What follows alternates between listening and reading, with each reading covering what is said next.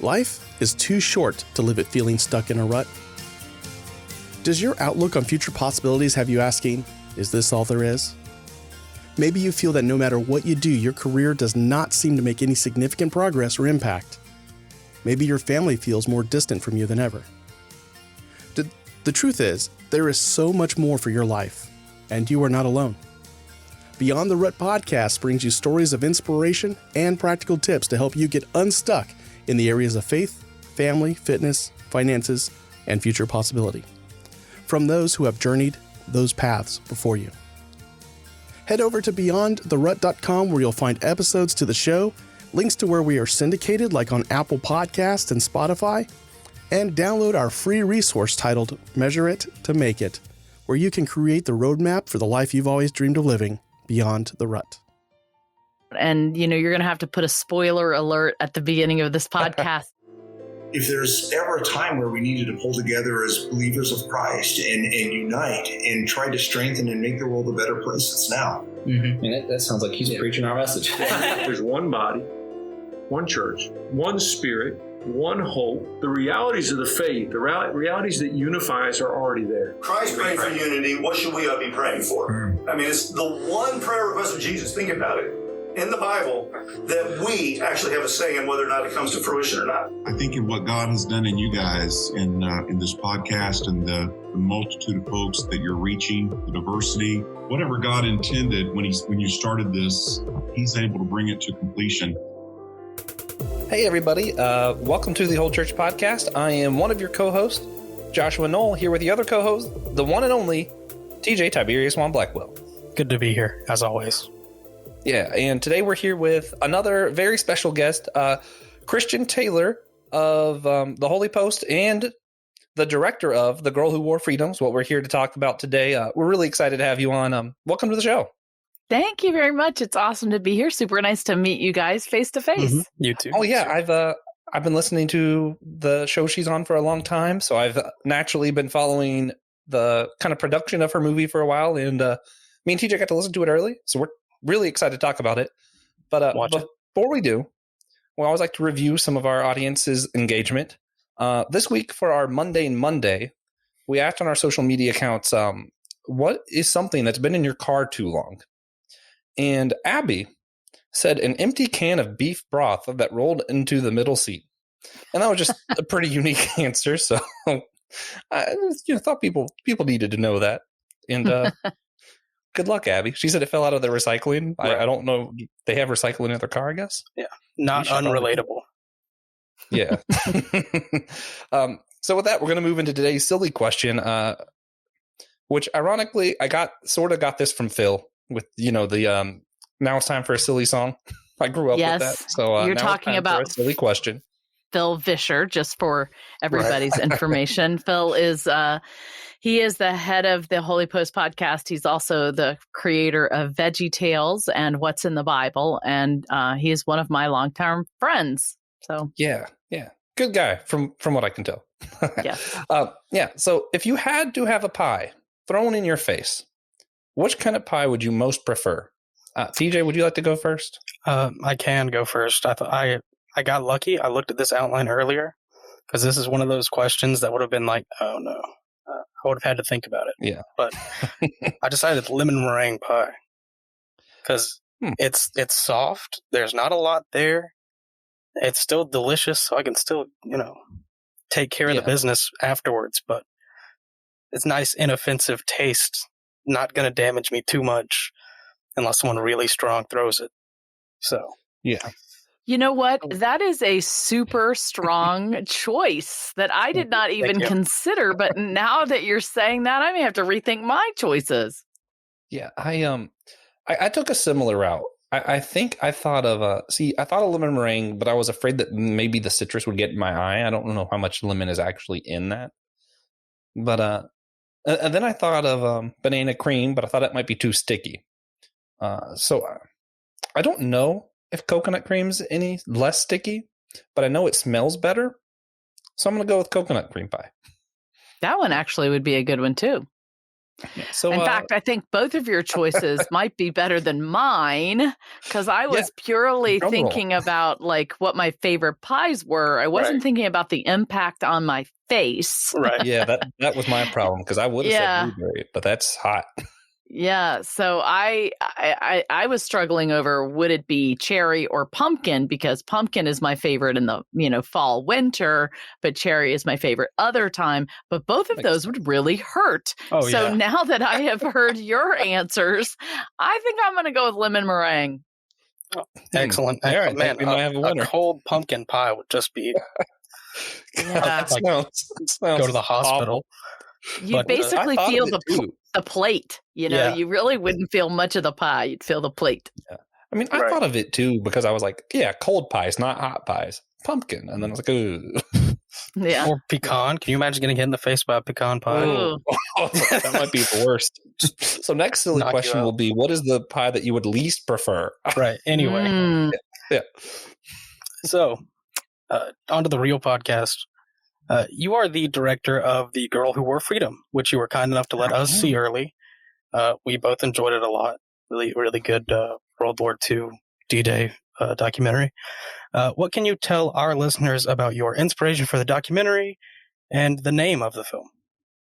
Yeah, so The Girl Who Wore Freedom is the story of D-Day, but from the perspective of the French. And it's really more than that, because it is the love affair between the French people of Normandy and the GIs that liberated them that I discovered when I was there in 2015. So I went to Normandy for the very first time because my oldest son, Hunter, was with the 101st Airborne Division, and he was sent to Normandy, France, to be part of an honor guard of the 101st Airborne Division. And when he called me and said, Mom, the Army is sending me to France, I said, we're going to France? And he's like, Mom, you are not going to France. And I was like, oh, really? I'm not? So, of course, I went to France, and I'd never been to the country before, didn't speak the language, had never driven in a foreign country. So it was quite the adventure. I had no idea how I was going to find Hunter, but we did end up finding one another. And in the first 15 minutes that we were together, a beautiful French woman walked up to my son and asked to take a picture. And after the picture was over, she told me the jacket that she was wearing had been given to her mother in 1944 by an American GI. And that began my conversation with the Boucherie family. Danny was 5 on D-Day and Jean-Marie was 7. And I was just stunned to be in the presence of people, firsthand eyewitnesses to, the Battle of Normandy. And from then, the rest sort of is history. We became friends, and eventually I decided in 2017 to make a film about their lives and those other ones that they introduced me to. And our film was finished June, D-Day 2020. And it's now been in its film festival run for the last 9 months. And so that's where we are today. A very successful film festival run, I've noticed. Yeah. We've had like 20 awards, and we've gotten distribution already. And so that's pretty amazing for a first-time filmmaker. And I tell everybody it's a complete and utter miracle. I'm a first-time filmmaker, and I genuinely mean that when I say it. Usually it takes 5 to 10 years to do a documentary of this scope, and it really took me 2.5. And I give God all the credit for that. I felt like he called me to do this film, and I just said yes. And I was obedient every step of the way, even though I really couldn't see where I was going. And I love this story because I was a year earlier trying to find out what it really meant to hear the voice of the Lord. And I was on this journey of trying to understand and discern the difference between the Lord's voice and any other voice in my head. And I ran across the scripture in Jeremiah 29 where the book says, Jeremiah heard the Lord say, Jeremiah, your cousin's going to come and ask you to buy a field, and I want you to do what he says. And Jeremiah's cousin came and asked him to buy a field. And Jeremiah did. And then there's a line in there that jumped out to me that said, "And when this came to pass, Jeremiah knew it was the voice of the Lord." And that was in stark contrast to what it began with, which was Jeremiah heard the voice of the Lord. And I thought, that's so fascinating. He heard the voice of the Lord. He moved forward believing that it was true. But it wasn't until after the thing happened that he knew with certainty it had been the Lord. And so when I felt like I heard the Lord tell me to do this thing, I thought, okay, I think I hear you saying this. I am going to move forward in faith that this is what you're calling me to do, but I'm going to hold it loosely in my hand, knowing that you could call me to do this thing, but that thing in itself might not be the end result. You might have something more along the way to teach me.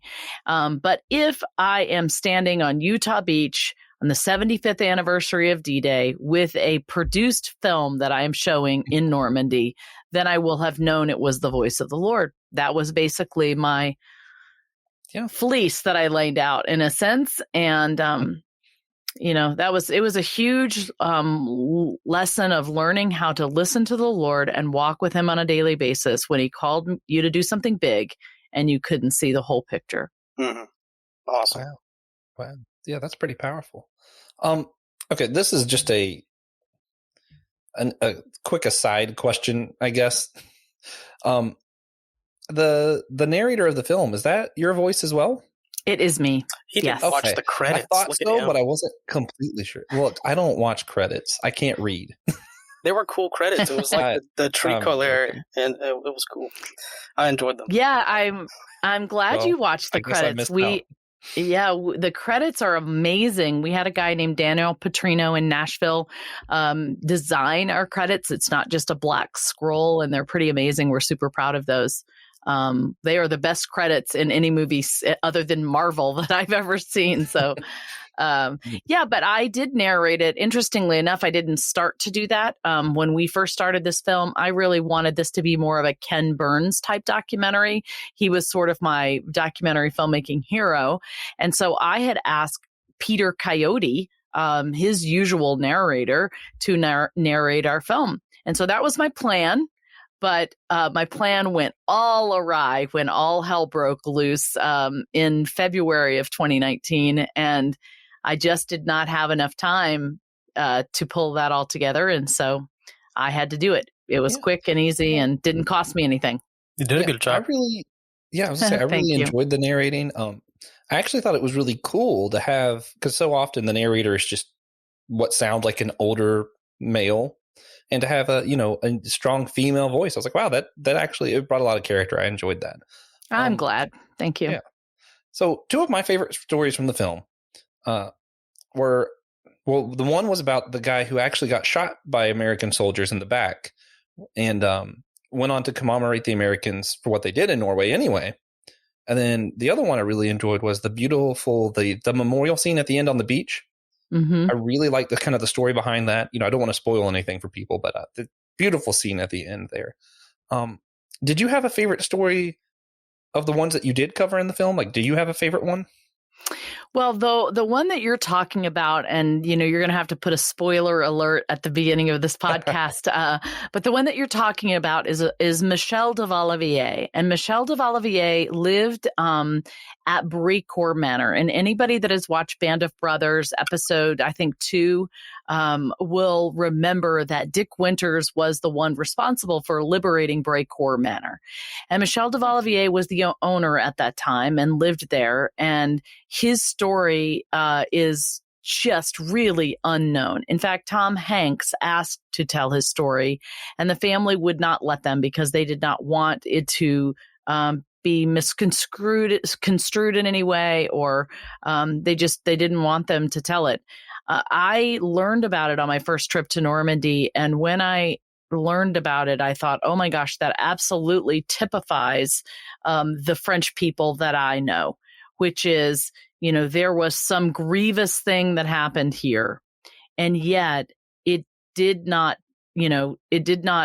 turn out the way that you would expect. Mhm. And I thought that when I was in Normandy, the thing that I saw was there was such incredible grief. 20,000 lives were lost in the Battle of Normandy, French lives that we never talk about and don't hear a lot about. So there was tremendous grief in 1944, not to mention everyone that had died before. That 20,000 lives was, lost in the 100 days in the Battle of Normandy.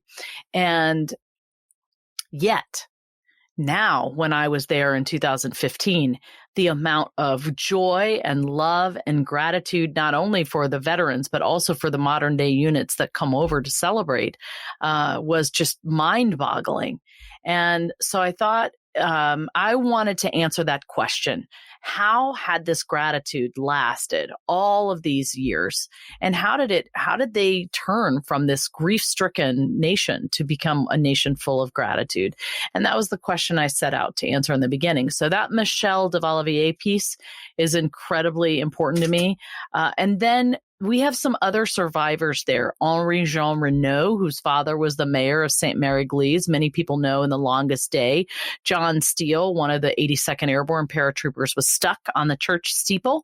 And so Henri Jean Renaud's father was the mayor there, and he just tells these passionate stories about his own family life and what his family did in this liberation time.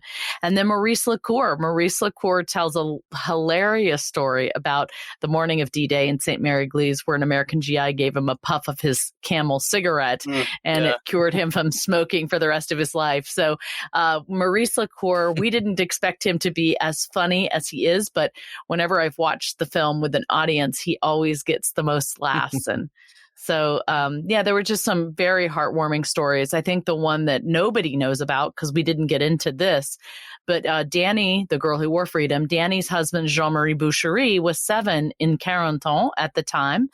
And he remembers meeting his first paratrooper. And when the paratrooper saw him, he motioned to Jean-Marie to come towards him, which Jean-Marie did, and put out his hand, and he was given a piece of gum, and he just stuffed it all in his mouth, and he ran home and told his mother that he was going to become a paratrooper and he wanted to go to America.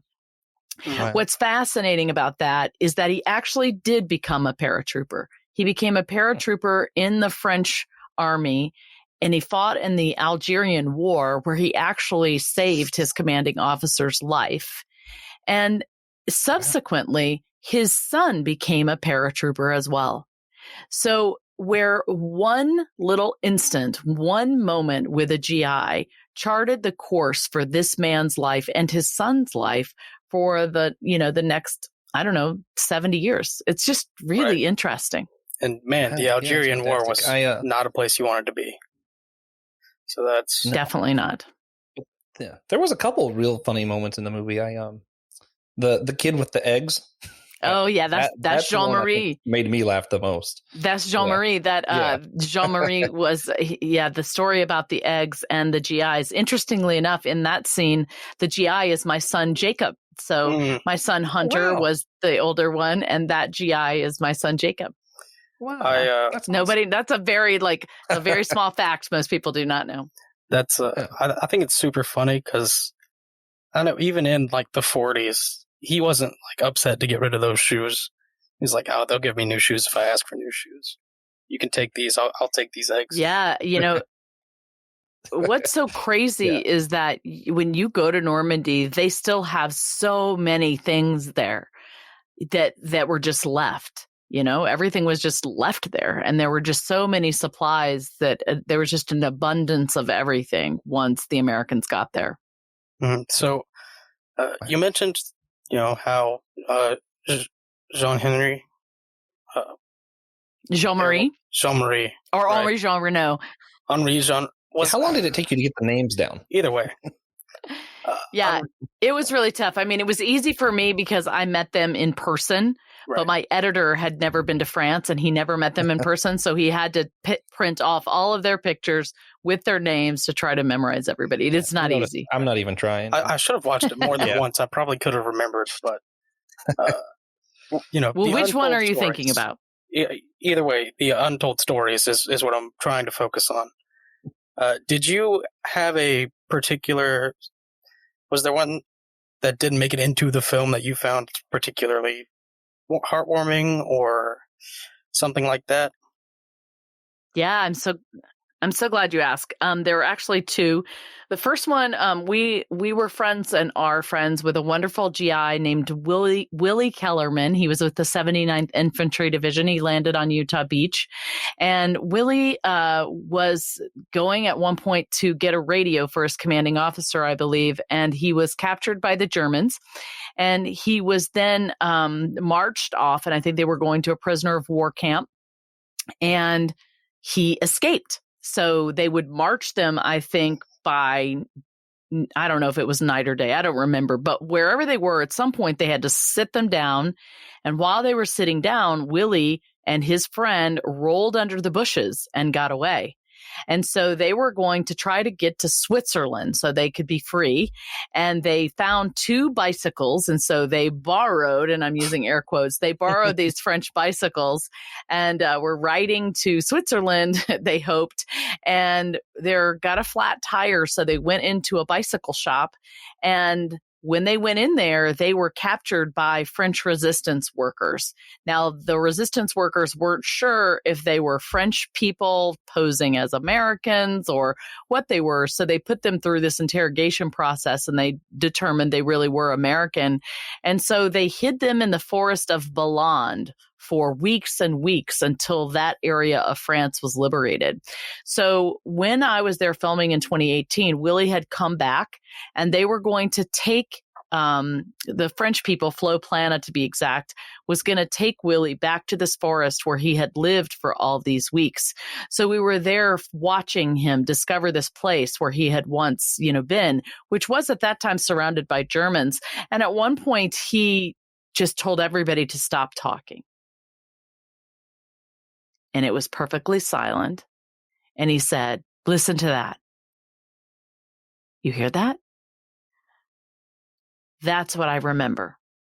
When you stop talking and I hear the silence and the birds, that's what I remember." Because they couldn't talk in this forest. They were all there. Nobody could say a word because the Germans were close by. So that actually is a deleted scene that is on our YouTube page that people can go and watch. And then the other one, there was a story, Jean-Marie Caillat is a Frenchman. He runs a shop called L'Atelier in Carentan. And in this shop, he has set up a radio signalman's nest. And I asked him how he came about this. And he said a friend of his was doing a roofing job on the house only a few years ago, and they discovered a completely intact radio signalman's nest with the radios, with everything in place. And there were candy wrappers and Ritz cracker cartons and all of this all over the floor. And so he took it out and set it up in his attic. And as they were leaving, his son spied some papers underneath a floorboard. And when they pulled the papers out, they were all letters to a Sergeant Robert Miller from his family in Illinois. And when he showed these letters to me, he told me that he'd been trying to find the family, but never was able to. And I realized, I looked at the letters and the return address was not far from my house. And I was like, I am going to find that family for you. So I came home and I did find the family, and we brought Sergeant Robert Miller's daughter over to France, and she brought letters that her father had written home. And so we were able to reunite Sergeant Robert Miller's family with these letters, and we kind of filmed all of that. So that was a very cool story that we didn't get to include, unfortunately, but it is also on our YouTube page. Yeah, awesome. Those are very cool. Yeah. So you say that the stories in the film help us remember the principles of love, gratitude, and freedom. Do you believe that doing this project, remembering these values through the project, has helped further develop your own Christian walk? Well, absolutely. I mean, when you think about, when you think about those things, love, gratitude, and freedom, all of those things are summed up in the gospel and what Christ came to do for us. And that was actually what I saw when I was in Normandy. I saw the salvation story. I saw a group of occupied, oppressed, needy people. I saw a savior come to the rescue and, rescue them and defeat the evil, restored their life, their food, their freedom, and reconcile them to one another where they had been divided before. So I saw this salvation story there, and I saw that love was present there. Now, the churches, for the most part, are very empty in Normandy, and that made me very sad. But I realized that God is there. He is there, and he's embodied in their love that they feel for their liberators. It's just that they don't know it. And I wanted to be able to somehow explain that or express that. And I wasn't sure how that would take place. But interestingly enough, the project itself has given me so many opportunities to share my faith on a one-to-one level that I really feel like it's just a vehicle for me to bring the love of Christ, the person of Christ, into a place and an area where he wasn't before. So, for example, there are many challenges and problems that we had with this project where they were with team members or problems with logistics or problems with money. And half of my team was French. And they knew from the very beginning that I was a Christian, that God had called me to this project. And so I would begin praying and I would ask them to pray. And eventually, when the prayers were answered, I would give praise to the Lord for answering those things. So they were watching as I would walk through and trust the Lord to provide or solve or direct. I also began praying that a church would be planted in this area. I had a vision of maybe a retired U.S. Army chaplain coming back to live there and start a church. So I began praying for that. And interestingly enough, when I went back to Normandy in 2019, I was driving down the road in Carentan and I saw this thing that said Church Evangelique. And I was like, is that a church? And I went inside and of course, I didn't speak the language. I was all by myself. And I walked in and discovered that it was a German church plant. So there were 3 Germans in there, and they had found a French pastor, a young French pastor from Lyon, and me. And I walked in and they spoke a little broken English. And I said, I have been praying for this church for 3 years. And then it dawned on me, here I was in the church that I had prayed for, and we had a German, a Frenchman, and an American, all who loved Jesus. Wow. And that just gave me chills, And so, and even to this day, my husband and I have decided to buy a home in Normandy, not that we would live there year round, but for part-time. And I just think it's more of this relationship ministry that I am being called to do, to befriend and to share my faith in a doing life way, Right. Yeah. And that's a great example of church unity too. So something we love to talk about. Hey guys, we just wanted to tell you a few of the ways that you can support us, the Whole Church Podcast, your favorite church unity podcast. Yeah, so you can subscribe to our show on wherever good podcasts are found. You can rate our show on Apple Podcast or Podchaser. You can sign up for our newsletter using either our website or by emailing us at thewholechurch@gmail.com. You can follow us on Facebook, Instagram, or Twitter. You can share this episode on your own social media accounts. You can donate to our Cashapp using the tag down below in the show notes. Or you can sign up for our Patreon at patreon.com/The Whole Church Podcast. Yeah, especially that last one. TJ, you always say that. Perhaps I was told to say that. However, it's especially true for Patreon. You get access to a bunch of bonus stuff we do. You support us. We have a lot of goals to reach. It's kind of a great way to support the show. All right. Let's get back to it then. Yeah. But so that that's incredible. It's always nice to hear about new churches, as long as they aren't combative with other churches. That's not exactly our thing. But one of the things that interested us most from the film was the moments that showed the soldiers from France, America, and Germany in the modern day D-Day remembrance. You show how people were united by remembering the liberation that took place on that day. Do you think there is any way the church can do better with something like this, where people from various denominations could get together and remember our liberation in Christ? Well, it's interesting. It's an interesting question. How did that even begin in Normandy? Well, at some point, somebody in Normandy, France, had to say, I think we should invite the Germans to these remembrance ceremonies. Well, that was a really bold thing, I'm sure they said, and a lot of people didn't like it at first. The older French people did not like it. They did not want it to happen, and I don't think a lot of them are still fans of it to this day. However, many people in Normandy were really interested in branding themselves the land of peace and remembrance.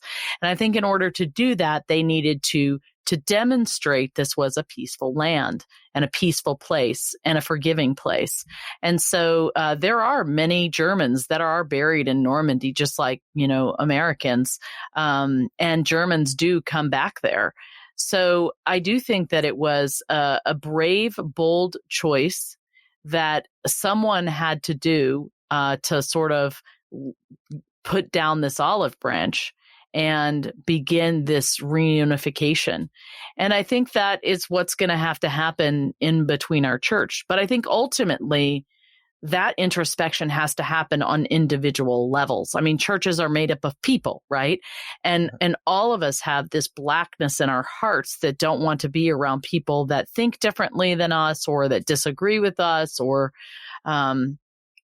and I think that we have to acknowledge that within ourselves and work against that. And I think we need to be bold to take steps to try to do that. Right. Yeah.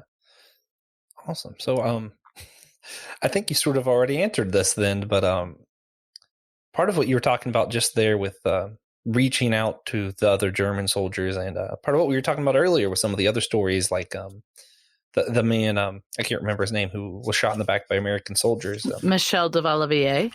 Okay. Yeah, a lot of these stories, listen, I'm terrible with American names. Yeah, don't worry about it. You have the same middle name. Yeah, a lot of these stories. Michael and Michelle. Okay, listen. It's the American version. It's true. A lot of these stories have kind of forgiveness as like a central theme. I know you kind of already were hinting at that. Do you think of any other ways that we could imitate that as the church? The kind of forgiveness? I mean, I really do think that, like I said before, it really does. The church as a whole all begins with recognizing our brokenness. When and I'll just give some examples. I was actually telling somebody about this earlier. There was a time where my husband had lost his job. We had lost our house, and we were sitting outside of a house that we were going to rent. And I didn't want to go in, and I was so mad, and I was crying. And, he's like, "What is wrong with you?" And I was like, "I don't want to rent. Losers rent." And I was like, wait a minute, did I just say that? Like, I couldn't even believe that had come out of my mouth. But that crisis brought out the ugliness that I did not even know was there. And so every single one of us, because we're human, the Bible tells us we all have this black, dark heart. And we like to think we're not that way. And most of the time we behave well. And many times it's because the Holy Spirit is empowering us. But all of us have that within us. And so I think we need to be cognizant that if that is true with us individually, it's true for everyone else that we meet.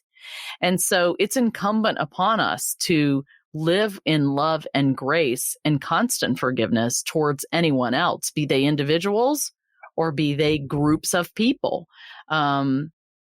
And I think that doesn't mean you whitewash everything evil that's ever been done. I don't think that it means you ignore things that have been done that, are harmful to others. But I do think you can take a stand, you can forgive, and you can love in a balanced, healthy way with strength and dignity. And I think the only way that we can know how to walk that thin line is by the Lord and his Holy Spirit showing us.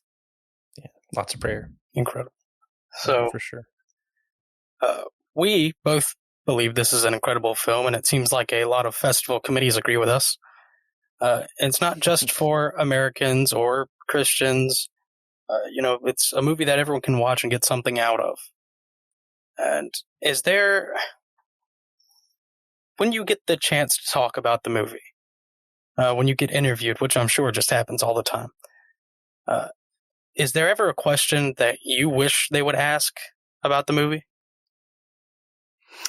Interestingly enough, I was just at a film festival, and it was the most, I've done like 6 or 7 in-person ones, and all the other ones have been virtual. And I think we've been in like 23 festivals.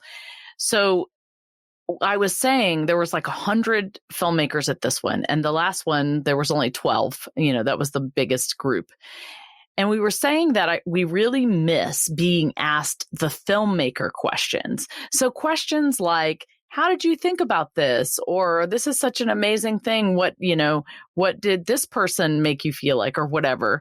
Those are all great questions. But when you're in an audience of filmmakers, like at Sundance, let's say, or even in Chicago or New York, you have people that are like, okay, that's really high production value right there. How much did it cost you to make this film?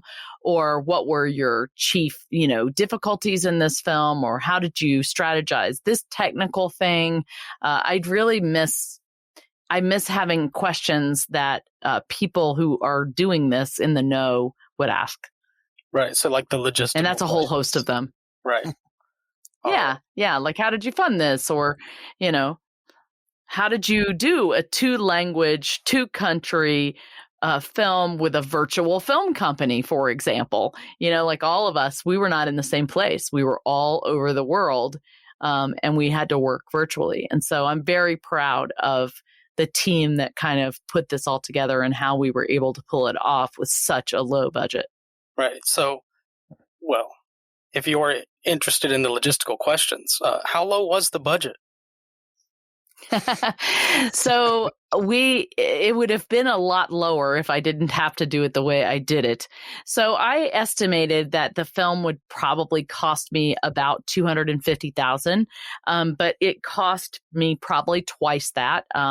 $400,000 to $450,000. I'm not done spending money, but I'll tell you that the film festival applications themselves were about $8,000. So, which I didn't even, anticipate in the very beginning.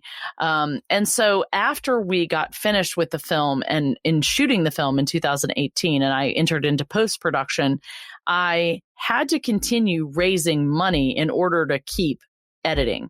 And so I would have to go around to the country. I would show our rough cut. I would try to raise money. And I did this like over 40 times, 11 in France and the rest in the United States. And that traveling itself cost money that I would not normally have to spend if I had just been given the money. So it took a longer time and it took more money than it should because of how I had to finance the film. But I would say around $450,000 to date. Right.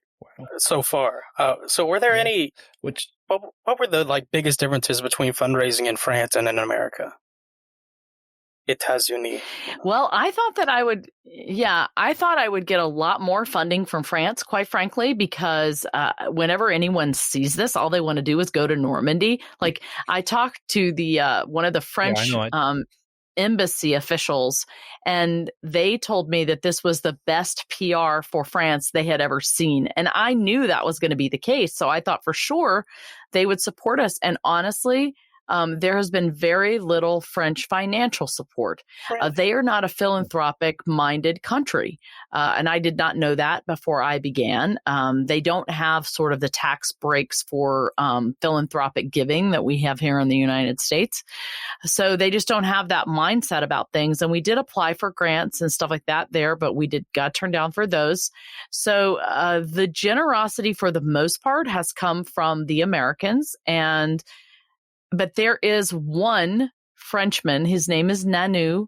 Nanu gives us, I think, $25 or $50 every now and then. And he's been doing that since 2018. And it is the Frenchman that has supported us most faithfully over these many months because of how passionate he is for the veterans. So those tiny little faithful gifts have meant such an incredible amount to me. Right. Awesome. Praise God. Praise God. Just looking at pictures of Point Du Hoc is enough to make me want to go. Yeah, it's a beautiful place. You have a place where people can go to still make donations for the film, right? Yeah, I do. thegirlywhoreefreedom.com/donate. Right now, we really are trying to keep paying our bills. We have about $25,000 in back bills that we're trying to pay. And so any little amount would be helpful. We also have a podcast called Documentary First, which is a podcast of a first-time filmmaker's journey. It tells a lot of behind-the-scenes stories and then what it's like for a filmmaker as you kind of go through the process of selling your film. And in order to keep that podcast going, I would love to pay my people that help me every week. So any little amount of help is I'm most grateful for. Oh yeah. Which I enjoy that show too. Man, every time you go to a film and you win something, I feel like I'm just weird because I just relate. So I'm like, we won, and I'm like, I had literally nothing to do with this. No, you're on my team. You're on my team. Oh yeah, you're on my team. But so one thing we always like to ask our guest at the end of the episode, if you had to give just one single practical, tangible thing that someone, just average Joe listening to this could just go do this thing, and it would help better maintain unity in the church, what would it be? I wish I could say one, but there's going to be two. Number one, I would say I would really challenge everybody to read their Bible every day. I read through the Bible with my friend Sarah Murdoch and Judith Nolan, and we do it in the YouVersion app. We read through a plan, and then we talk every morning about what we have read. And reading the Bible, and we do it in a year, like read through the Bible in a year. Every day it refocuses my mind intentionally on who God is and his bigger picture. And I think if we commit to doing that, it begins to transform your mind in the way you think and live. And it demonstrates to Christ, I think, that we are yearning for a relationship with him on a daily basis. And I think as we as individuals begin to change, the church itself will change. But it all starts with us. We have to be the change we want to see in the church. Ooh, I just made that up. That was so close to Gandhi. You mean Michael Jackson? Said there was two? Oh, yeah. And the second one, it's confessing our sins. I think that we need to be intentionally confessing what our sins are. And we need to do that individually, but as well as collectively. As a Christian church, I've been thinking a lot about racism throughout, our time in the United States. I came from the segregated South. There were horrible things that were done there in the name of Christianity.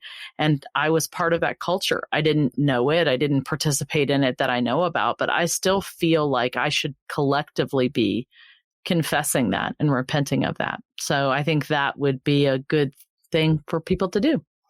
Yeah, if TJ doesn't mind, continue. Just a lot of people struggle with that idea because they're like, "Well, I never did anything racist, or I never did that." So, what do you say to people like that when you confront them in conversation? Well, I think that we have to keep in mind that we are thinking only about ourselves in that context. And we are one continual people from the beginning of time until now. And if you look back at the Old Testament, there were so many times where people were called upon to collectively repent, even if they may not have done anything. God called them all to repent as a nation for everything that they had done and for their disobedience. So I feel like if we're going to use the Bible as the authoritative word of God, we have to then mirror what God told his people to do. And so I do feel like, falling down before the Lord. And there are plenty of people in this world, Christians, in fact, who may not, pray on behalf of their family, pray on behalf of their church. But I do think that the Lord hears praying people and he hears us interceding for others. And so I would certainly say, what's the harm in it What is the harm in collectively repenting for past evils that human people have done? Yeah. My dad used to tell me that a lot when I made mom mad. What's the harm in saying I'm sorry? Yeah, you're right. So if our listeners, found a partner to read the Bible with and started to confess their sins, what changes do you think we would see in the church? Well, I think that if people do that and they get involved in their church, then you begin to see a transformed group of people, and then the church begins to look differently. I think right now we are struggling to have a real committed church experience, because particularly COVID has really, really thrown a loop in this. But I think we were struggling before, being committed to church attendance and church groups and things like that. But I do think, again, if people are reading their Bible, if they are confessing their sins, if they're walking in relationship with one another, imagine this. Imagine for one moment that we as individuals, every individual that confesses that Jesus is the Lord, imagine if we were all living like the first century church. Would anyone, the only people that would have problems with the Christians would be those that are antagonistic to the gospel. If Christian people actually lived in love with one another across the broad spectrum, people would not have any complaints for Christians, other than, maybe they're communists, I guess. I don't know. But I just think right now we bring all of the harm on ourselves when we say we love Jesus, but yet we treat our neighbor or we treat an immigrant, in a dismissive, disrespectful, non-loving way. Mm-hmm. And that's a big part of why we want church unity. Good word. So we can, act as one church and stop hating people. But anyway, that will come in time, hopefully. Yeah. Great word. The last thing we like to do before we get into... I think God has to redeem our hearts. Right. And I hope he does. A little quicker. It's getting dicey out here. But the last thing we like to do before we get into our outro is our God Moment segment, which is just, a moment in our lives recently where we share or where we found God, whether it was a moment of worship or a challenge or a blessing. And I always make Josh go first because it gives us plenty of time to think usually. And it fills me with joy. So Josh, do you have a God moment for us? Yeah, so I'm about to get my second vaccine shot. And I'm really excited about that. Yeah. And starting to, line up opportunities to see some friends and stuff that I haven't seen in over a year. And, I'm always thankful to be able to see TJ. We still see each other sometimes, but every other weekend. I don't know. It's exciting. Yeah. It's exciting to be able to see other people and to, I guess I forgot what a blessing community is. And I feel challenged to not take it for granted again. So, yeah. Awesome. That's awesome. So I will go next to give you plenty of time. But mine, kind of related to today's episode, I recently watched a movie. I think it was called The Girl Who Wore Freedom. But yeah. It's a good movie. You should check it out. But it really... It's kind of... I have a big problem with Twitter. There's a lot of discourse that goes on Twitter, and a lot of it makes me pretty angry. And this particular thread was about countries America has invaded, which, plenty of. It's like 20, 30 countries. But people kept putting France in there. And they wouldn't say Vichy France, it was just France. And that bothered me a lot. Because, they're staging it as like some big hostile thing. That, like no one in France wanted this, whatever. But I'd recently watched a movie called The Girl Who Wore Freedom. And it really reinforced my stance on it that maybe not most, but but it seemed like most Frenchmen are glad that that happened and thankful for America's invasion of France, which was Vichy France, which is not France. But so thank you, Christian Taylor, for doing that for me. It was really great, and it really appeased my mind and my soul. Well, you are welcome. I'm so glad. I find that so fascinating. I'm certainly glad I didn't find that thread because I would have had to wade into those waters. But, there's actually a line that a Frenchman in my film says. He says, they didn't come to conquer, they came to liberate. And that is true. We may say the invasion of Normandy, but they don't think of it over there. They just say the Battle of Normandy, and they say the liberation of Normandy. And he also says, they came, they left on the battlefields their friends, and then they went home. And, that is what happened there. And my son, Hunter, who was in Afghanistan, said after being in France and hearing the gratitude of the French people, it changed his mind about Americans' intervention overseas, because we have something very, very precious here. We have had the gift of freedom. We do have a deep-seated faith in, across many places in the United States. We have this joy of life and prosperity and hope. And when we go over into other countries, just our personalities and our ideals of independence and freedom begin to change other places. And so I would have had a lot to say clearly about that. But I just want to give a shout out to the Lord, because this past week, I have been praying incessantly, probably for the last year, because we really have been in a terrible financial hole with the film.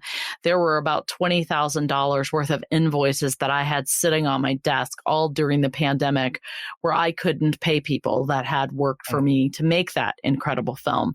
And I was I was doing everything I could. All of our donations had dried up, because that's how we funded this film, is through the donations of so many people. And then we won the best documentary at the Julian Dubuque International Film Festival, which in the first hand, it gave me an opportunity to thank God publicly and to share my faith publicly. And I always take the opportunity to do that whenever we do win. But it also came with a $4,000 prize, which I was then able to apply to people's invoices. But when I came home, there was a $20,000 check waiting for me that a donor had sent, and I was able to pay everyone. So that was just a huge answer to prayer, and not just for me, but for all of these other people that really needed the money. And I know that, the $25,000 that we still have left out here, at some point, he will provide that as well. So I just want to thank him for those blessings. Awesome. So that's all we've got for the show today. Thank you so much for being on the show. Thank you all for listening. Come back next week. We would love to have you again. And wait, the guest or the audience? Yes. All right. And if you enjoyed it, please consider sharing it with a friend. And that goes for both of you, I guess. But mainly audience. So Christian, where can people go to find more of your film, more of you? Thanks for asking. Be released. Yeah, so it's called The Girl Who Wore Freedom. So it's at thegirlwhoworefreedom.com is our website. And on our website, you'll be able to see links for the Documentary First podcast. We have links there for a blog that we write often that talks about veteran stories and other things. And we also have deleted scenes and other videos at the video tab. There's a donation button there. You are welcome to find. And then you'll see a film festival tab there. And at the film festival tab, it shows you the festivals that are coming up and how you can watch them. So the next film festival that's coming up is the GI Film Festival, and it begins May 18th. And we are doing a live screening on May 19th at 7:30 p.m. Pacific time. and you'll watch the film live. And then there will be a live Q&A after with me and Jeff Kurtenacker, the composer. And then after that live screening, it will still live on for another week or so online. The film releases in June, right around D-Day this year. And we are super excited about that. It's going to be for sure on iTunes, on Amazon. We just found out our distributor is in Canada, so it's going to be on the largest cable network in Canada. And we're still waiting to hear back from the Doc channel in the United States and some other places like that. So we're hoping for those. And we got exciting news today, which, I mean, your listeners are hearing it first, because I just found out about an hour ago. We are going to be on all Delta flights. And it looks like all Air France flights as well, beginning in August. So that's just super news. That's pretty cool. Yeah. That's really cool. I can't wait to watch the movie on an airplane. I mean, I know that sounds silly, but you know. You can watch your own movie on a plane to France. Next time, I'll be going to, I'll be going to Arizona later. Delta has it. I can just, I'll work that out. For sure. All right. So, some future guests for the podcast. We've got Reverend Steve Lonclo, an Anglican chaplain, which, who knows, might retire and start a church in France. He is of French descent. Pastor Andy Kinder, a good friend of ours. Dr. Greg Allison, the author of Historical Theology and Introduction to Christian Doctrine, whose works we use a lot in our Dividing Scriptures segments. And, of course, at the end of the season, we're going to have Francis Chan. Hopefully. Yeah, he just, we haven't scheduled that yet, but it'll probably happen. Right. Yeah. So when he agrees to be on the show, season 1 ends. Thanks for listening. Come back next week. Love your support. And hope it continues. And if you would like to hear the very last thing we do on the podcast, head over to Patreon, slide us a couple dollars, and we'll get you right to that.